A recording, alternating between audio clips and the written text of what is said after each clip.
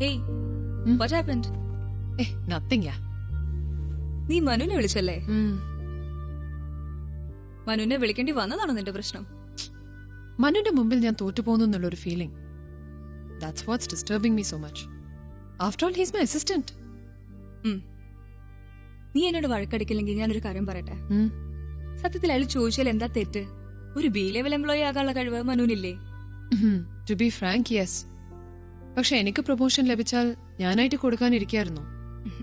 പിന്നെന്താ പ്രശ്നം? ജ്യോതി, ഞാനായിട്ട് കൊടുക്കുന്നതും എന്റെ കയ്യിൽ നിന്ന് ബലമായിട്ട് പിടിച്ചു വാങ്ങുന്നതും തമ്മിൽ there's a lot of difference. മനസ്സിലായി.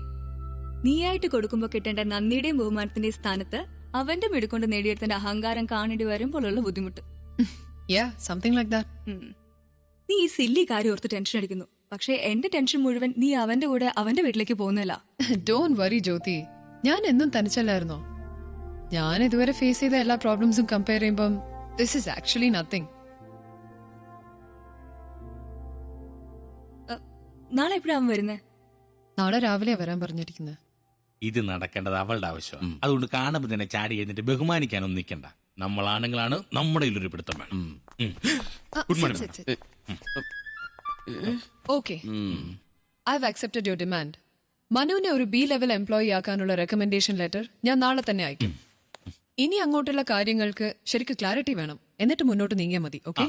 അതാണ് അതിന്റെ ശരി.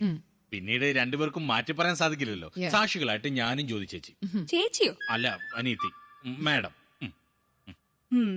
ഇനി വിവാഹ രജിസ്റ്റർ ചെയ്യാൻ തടസ്സമൊന്നുമില്ലല്ലോ? സോറി, ഈ ബി ലെവൽ എംപ്ലോയി ആയിട്ടുള്ള ഓർഡർ കൈ കിട്ടിയിട്ട് എനിക്ക് വിവാഹം രജിസ്റ്റർ സാധിക്കുള്ളൂ. പക്ഷേ അതിനൊരു മാസം സമയമെടുക്കും. ആയിക്കോട്ടെ, മാഡത്തിന് 45 ദിവസം സമയമുണ്ടല്ലോ. മാത്രമല്ല, എനിക്ക് വീട്ടുകാരോട് കാര്യങ്ങളൊക്കെ ഒന്ന് പറയാൻ വേണം. അതിന് മനു തന്നെ പോയാ പോരെ? പ്രിയ എന്തിനു വരണം? നിങ്ങൾക്ക് എന്റെ വീട്ടുകാരെ അറിയാൻ പാടില്ലാത്തതുകൊണ്ടാ.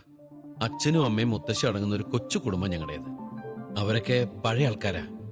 അവർക്ക് ഈ അഡ്ജസ്റ്റ്മെന്റ് കല്യാണമൊന്നും ദഹിക്കില്ല. അതിനിപ്പോ ഞാനും കൂടെ വന്നാ അവർക്ക് ദഹിക്കുവോ? അതിന് അഡ്ജസ്റ്റ്മെന്റ് കല്യാണം കഴിക്കാൻ പോകുന്ന ഒരു പെൺകുട്ടിയായിട്ടല്ല ഞാൻ മാഡത്തിനോട് പ്രസന്റ് ചെയ്യാൻ പോകുന്നത്.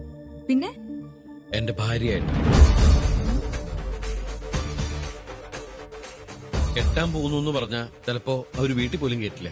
മറിച്ച് കെട്ടിയെന്ന് പറഞ്ഞാ അവർക്ക് ഒരു ഓപ്ഷൻ ഇല്ല. അത് കറക്റ്റ്. ബാക്കിയെല്ലാം മാഡത്തിന്റെ കയ്യിലാ. എന്റെ അമ്മയും മുത്തശ്ശിയും പാവങ്ങളാ. അല്പം സ്നേഹത്തോടെ പെരുമാറിയ അവരെ കയ്യിലെടുക്കാം.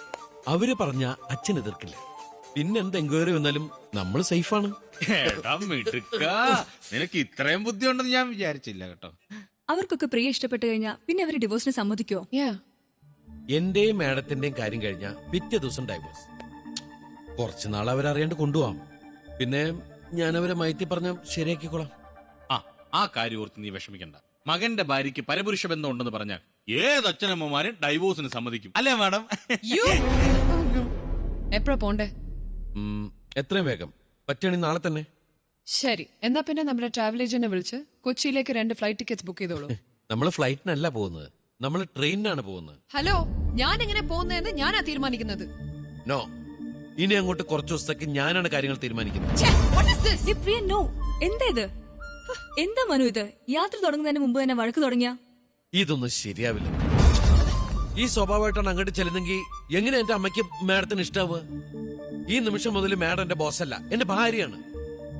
അപ്പൊ ആ രീതിക്കുള്ള അനുസരണ ബഹുമാനം എന്നോട് കാണിക്കണം. ആദ്യമായിട്ടാണ് എന്റെ വീട്ടുകാർ മാഡത്തിനെ കാണാൻ പോകുന്നത്.